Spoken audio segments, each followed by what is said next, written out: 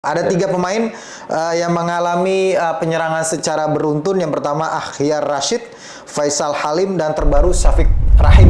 Kejadian yang pernah terjadi itu adalah ketika kasusnya Escobar kalau tidak salah. Kena tembak setelah melakukan gol bunuh diri kalau tidak salah. Di Indonesia juga pernah terjadi ada gol bunuh diri begitu ya. Terkait dengan Escobar. Itu kan yang melakukan penembakan itu adalah seorang penjudi kalau tidak salah. Katakanlah Ronaldo, Messi, mereka punya bodyguard sendiri begitu ya. Untuk mengamankan pemain-pemain Indonesia itu memang sudah diperlukan Bang, sebuah pengamanan itu Bang.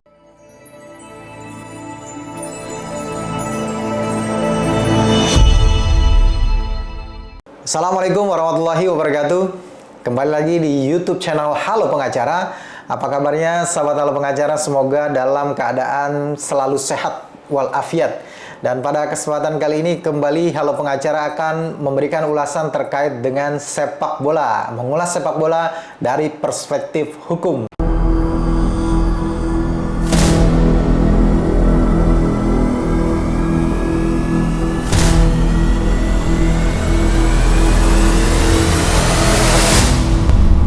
Dan bersama Bang Nasrullah Nasution atau Bang Acun, kita akan mengulas terkait dengan kejadian yang terjadi di negara Malaysia, Bang. Terkait dengan pemain sepak bola Malaysia yang mengalami penyerangan nih, Bang. Di pekan lalu, beberapa hari yang lalu ya, Bang. Ada tiga pemain yang mengalami penyerangan secara beruntun. Yang pertama Akhyar Rashid, Faisal Halim, dan terbaru Syafiq Rahim begitu ya, Bang. Kalau Akhyar Rashid ini mengalami penyerangan itu ketika tempat kediamannya dirampok ya, kemudian dipukuli dia ya, kemudian sampai luka. Kemudian kalau Faisal Halim itu dia di tempat pusat perbelanjaan disiram air keras Bang oleh orang yang tidak dikenal begitu ya. Sementara yang terakhir Syafiq Rahim itu pemain Johor Darut Ta'zim ini, dia mobilnya dipecahkan ya, dirusak begitu ya pada saat itu.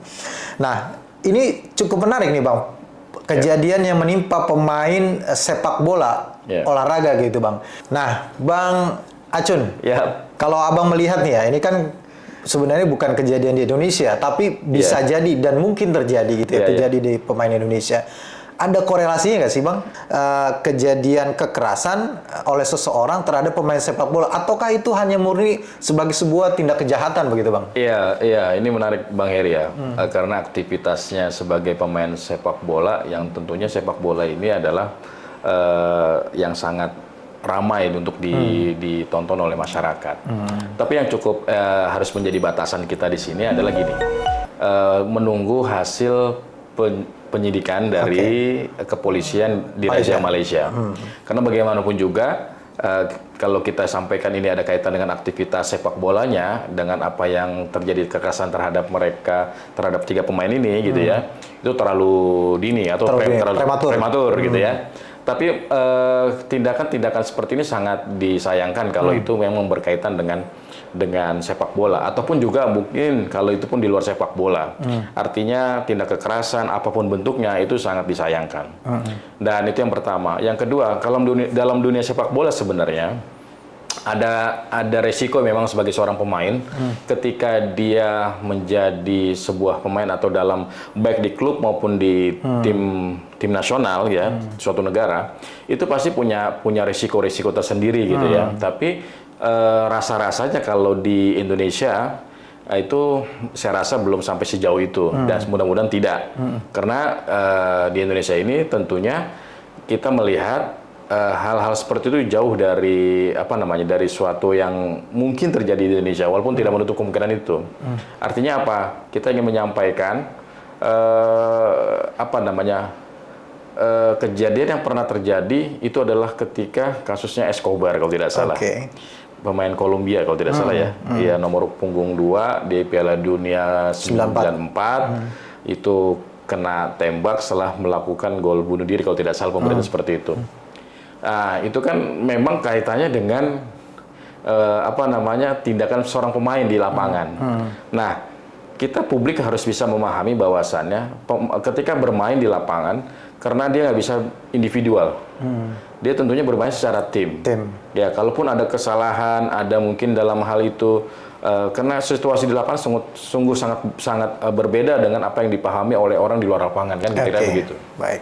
Bang Nasul ya, ini kan tadi Abang mengatakan bahwa kalau contohnya gitu, kejadian yang pernah dialami oleh seorang pemain sepak bola gitu ya, khususnya terkait dengan penyerangan sampai menimbulkan kematian, penembakan begitu ya, itu kan dialami oleh Escobar gitu ya. Dan beberapa pemain lainnya yang saya lihat juga di berita itu ada, dan kebanyakan dari Amerika Selatan, gitu, pemain Amerika Selatan ya, mungkin tingkat kriminalitasnya itu tinggi begitu ya Bang. Dan yang menarik adalah Bang, di Indonesia juga pernah terjadi ada gol bunuh diri begitu ya, pada gelaran Piala Tiger kalau tidak salah gitu ya, oleh Bang Mursyid Effendi pada saat itu. Walaupun dalam podcastnya beliau mengatakan bahwa itu sebenarnya bukan keinginan dia, tapi itu ada kesepakatan tim begitu ya.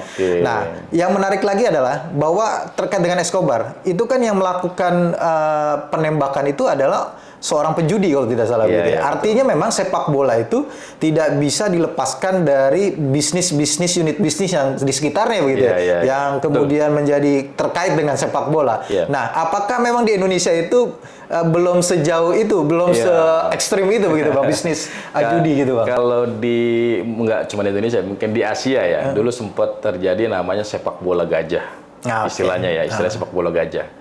Jadi bunuh dirinya itu memang disengaja gitu ya, atau sengaja kalah atau sampai untuk menghindari lawan tertentu, dan itu berapa kali terjadi lah gitu ya. Tapi kalau sampai pada tahapan keterlibatan pihak-pihak di luar itu sehingga mempengaruhi situasi, mempengaruhi daripada kondisi psikologis pemain, ya sampai sejauh ini sih kita lihat sih ya belum ya. Dan mudah-mudahan saja tidak, karena jangan sampai sepak bola dikaitkan dengan unsur-unsur yang tadi, karena itu kan bicara sportivitas, ya kan, berbicara tentang bagaimana membangun strategi permainan. Ya, kalau dilibatkan oleh tadi misalkan perjudian dan seterusnya, sehingga harus menang kamu harus kalah dan seterusnya, itu kan tentunya bukan jiwa sportivitas. Kita tabu, walaupun kita tidak bisa menafikan bahwa memang fakta terkait dengan aktivitas di luar daripada sepak bola itu memang terjadi gitu ya Bang, khususnya mengenai bisnis begitu Bang. Nah, kalau kita melihat terkait dengan pengamanan kepada pemain sepak bola gitu ya, kelas pemain timnas lah katakan seperti itu. Kita mungkin bisa mencontoh kayaknya sih ya dengan pemain-pemain yang bermain di Eropa gitu ya. Katakanlah Ronaldo, Messi, mereka punya bodyguard sendiri begitu, dan itu bahkan lebih dari satu begitu. Apakah untuk di Indonesia sendiri untuk mengamankan pemain-pemain Indonesia itu memang sudah diperlukan Bang sebuah pengamanan itu Bang? Kalau di Indonesia sih insya Allah sepertinya masih aman-aman aja Bang ya. Tapi kita tidak menafikan memang itu bisa saja mungkin terjadi. Karena memang kulturnya berbeda.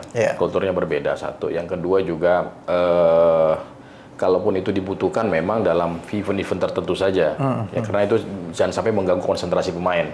Maksudnya dibutuhkan pengawalan, pengamanan dan seterusnya itu ketika event tertentu gitu ya. Ini untuk menjaga konsentrasi pemain. Karena kalau nanti tidak dijaga, tidak diawasi, terjadi hal-hal yang tidak diinginkan, itu tentunya mempengaruhi mempengaruhi ritme banyak hal lah yang psikologis juga termasuk di dalam, sehingga dia tidak optimal dalam bermain dan seterusnya, dalam tim dan seterusnya gitu ya.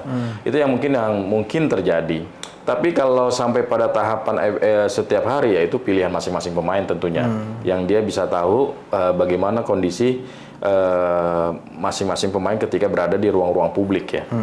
Apakah dia nyaman, apakah justru itu dia membuat dia merasa tidak nyaman dan seterusnya. Tentunya dalam ini masing-masing punya kemampuan untuk menganalisa sendiri. Misalkan berapa pemain-pemain itu justru menikmati ketika disapa oleh masyarakat, disapa oleh para supporter di luar lapangan, tentunya dalam hal ini ketika beraktivitas.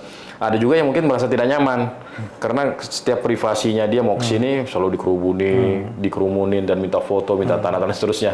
Itu kan pilihan sebenarnya. Yang kalau untuk menjaga keamanannya ya memang itu menjadi hal yang harus kita jaga Ya, bersama. ini tentunya kita juga turut berduka cita ya, Bang, Ya. ya, terkait dengan kejadian yang menimpa pemain-pemain sepak bola Malaysia. Ya, makasih Bang Nasrul atas ulasannya pada kesempatan kali ini, dan terima kasih juga sahabat Halo Pengacara yang sudah menyaksikan video ini sampai dengan selesai. Jangan lupa dukung terus Halo Pengacara dan subscribe YouTube channel Halo Pengacara. Terima kasih. Assalamualaikum warahmatullahi wabarakatuh.